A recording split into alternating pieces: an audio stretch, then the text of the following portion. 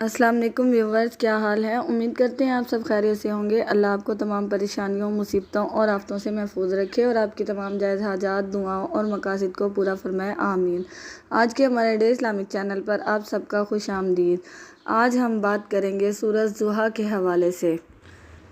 آج کل لوگ بہت زیادہ پریشان ہیں، بہت ہی مختلف قسم کی پریشانیوں میں مبتلا ہیں، مصیبتیں ہیں۔ کوئی بے روزگاری کی وجہ سے پریشان ہے، کوئی اولاد کی وجہ سے پریشان ہے، تو کوئی بیماری کی وجہ سے پریشان ہے، کسی کی شادی نہیں ہو رہی وغیرہ وغیرہ۔ اس طرح کے اور بھی بہت سے مسائل ہیں، بہت سے ایسے مسائل ہوتے ہیں، ہر انسان کی زندگی میں ہوتے ہیں۔ تو سورۃ ضحیٰ میں اس ڈپریشن کا علاج ہے۔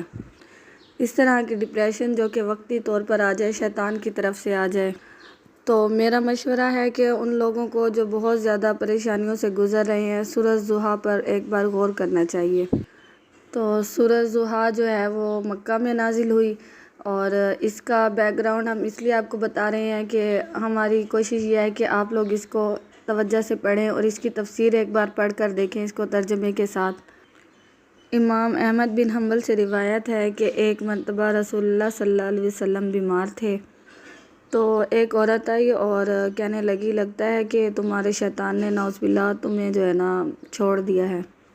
تو پھر اللہ نے یہ صورت نازل کی۔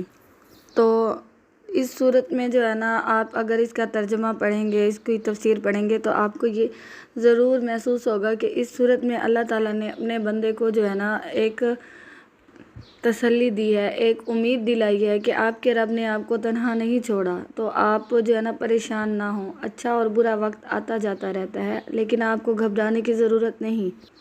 تو اللہ تعالیٰ جو ہے نا ایک زندگی کی ایک جو ہے نا حقیقت بتا رہے ہیں کہ اندھیرا چھا جاتا ہے، لیکن اس کے بعد جو ہے ایک روشنی آتی ہے۔ تو کیا ہے کہ اگر آپ لوگوں کو کوئی مشکل آ جائے، کوئی پریشانی آ جائے، تو آپ نے جو ہے نا گھبرانا نہیں ہے۔ آپ نے سورۃ ضحیٰ کو پڑھنا ہے، آپ نے اس کی تفسیر پڑھنی ہے۔ آپ کو ایک اندر سے آپ کو ایک تسلی ملے گی، آپ کو ایک جو ہے نا ایک امید ملے گی کہ ہاں اگر اب میں گر گیا ہوں تو اس کے بعد میں کھڑا ہوں گا، تو میرے ساتھ اللہ تعالیٰ ہے۔ ہر اندھیرے کے بعد جو ہے نا ایک اجالا آتا ہے۔ تو عمل یہ ہے کہ آپ نے جو ہے نا سورۃ فجر کی نماز کے بعد یہ سورت آپ نے تقریباً 101 مرتبہ پڑھنی ہے، اور اس کے بعد آپ نے جو ہے نا اللہ تعالیٰ سے اپنے لیے دعا کرنی ہے۔ اور آپ کو پتہ ہے کہ اگر سچے دل سے دعا کی جائے تو اللہ تعالیٰ اس کو رد نہیں کرتے۔ تو آپ نے کامل یقین کے ساتھ اللہ تعالیٰ سے جو ہے نا اپنے لیے دعا کرنی ہے، اپنی مصیبت کے لیے، اپنی پریشانی کے لیے۔ تو انشاءاللہ اس صورت کی وجہ سے نا آپ کی تمام پریشانیاں جو ہوں گی، جس کے لیے آپ یہ صورت کریں گے، یہ عمل کریں گے، وہ ضرور بضرور ختم ہو جائے گی۔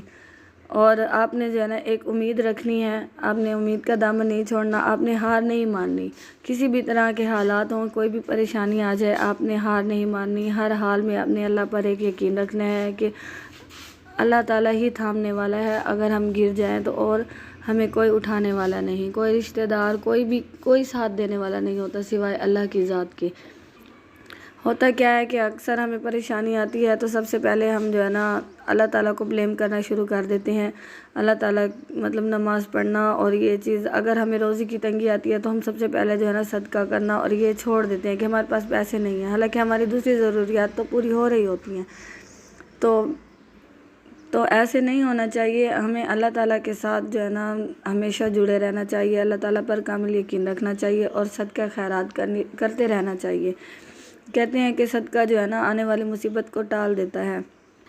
تو عمل آپ ایک بار دوبارہ سن لیں۔ آپ نے فجر کی نماز کے بعد سورۃ ضحیٰ کو 101 مرتبہ پڑھنا ہے اور اللہ تعالیٰ سے اپنے مقصد کے لیے دعا کرنی ہے۔